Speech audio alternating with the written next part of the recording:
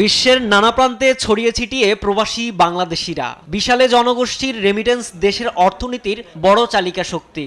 অন্যান্য দেশ তাদের প্রবাসী নাগরিকদের ভোটাধিকার নিশ্চিতে বাংলাদেশি প্রবাসীদের জন্য এতদিন ছিল না সেই সুযোগ। শুধু সংযুক্ত আরব আমিরাতেই প্রায় 12 লাখের বেশি বাংলাদেশি প্রবাসী বসবাস করেন। এ বাস্তবতায় পোস্টাল ব্যালট প্রবাসীদের জন্য শুধু একটি ভোটিং পদ্ধতি নয়, এটি একটি আশা।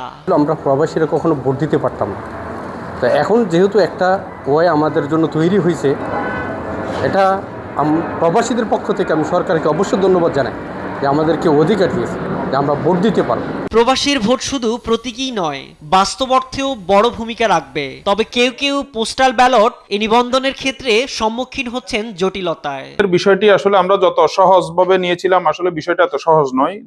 মনে করেন আমি 250 লোকের মতো লোককে সহযোগিতা করার চেষ্টা করছি, যার মধ্যে অর্ধেকেরও বেশি লোকের এই মেসেজটা আসতেছে, মানে ওটিপি নট সেন্ড, ওটিপিটা আসতেছে না। এজন্য পোস্টাল ব্যালট সম্পর্কে সচেতন করতে নানা উদ্যোগ নিয়েছে বাংলাদেশ কনসুলেট।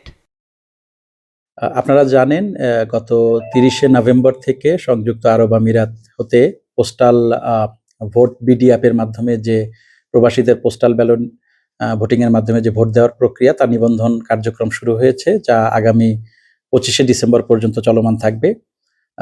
আপনারা লক্ষ্য করেছেন ইতিমধ্যে আমাদের দূতাবাস এবং কনসুলেট এই বিষয়ে ব্যাপক প্রচারণা চালিয়েছে। আমাদের যে সামাজিক যে যোগাযোগ মাধ্যমগুলো আছে, সেই সামাজিক যোগাযোগ মাধ্যমে আমরা চেষ্টা করছি এই দেশের যারা প্রবাসী বাংলাদেশি আছে তাদেরকে এই নিবন্ধন কার্যক্রমে সহযোগিতা উৎসাহ প্রদান করার জন্য।